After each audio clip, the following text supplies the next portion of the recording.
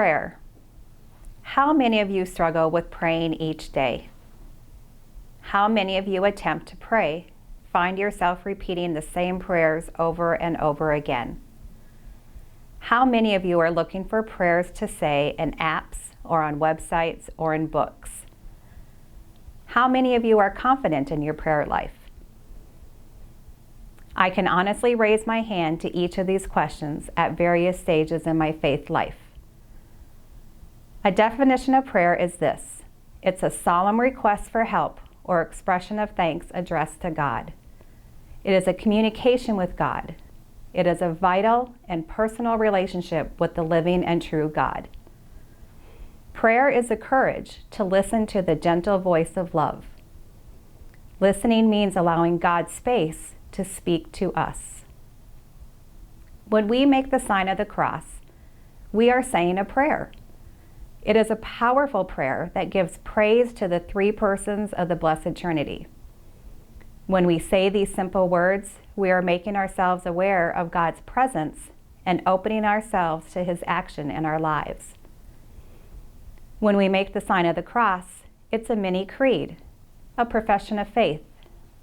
It's a renewal baptism. When we sign ourselves, we are declaring that in baptism, we died sacramentally with Christ on the cross and rose to new life with Him. It's also a mark of discipleship. We affirm our loyalty to Him. It's an acceptance of suffering. We were promised that suffering would be a normal part of being a disciple. However, it brings us comfort that Jesus also suffered for us, and He knows and supports us. Think about all that for a moment. Many times, I want to pray to God in this very deep, meaningful way. I guess in a sense to show Him what I know. But God doesn't expect that. He wants to hear what is from your heart, your honesty. As I have grown in my prayer life, I now look at it as a true conversation with God, and it deepens my relationship with Him.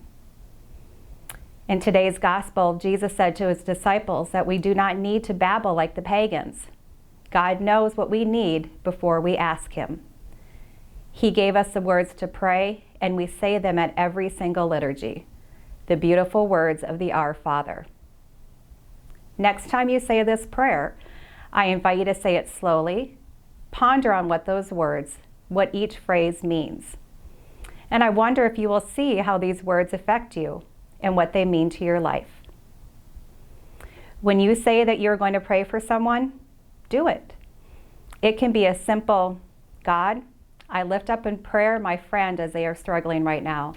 I ask you to give them the strength they need and to let them know they are not alone.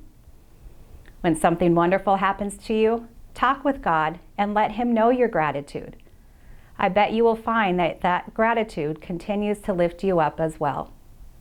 When something yucky is going on in your life, talk to God. The answer just might reveal itself while you are praying to Him. During Lent, I invite you to grow in your prayer life. Start small with thanking God for what He has given to you, talking with Him when you are struggling. Please join us on Wednesdays for Taizé prayer or on Fridays for Stations of the Cross. This parish community is in my daily prayers, and I give thanks for all of you. I ask you to keep all of us in your prayers as we all continue to grow in our prayer life.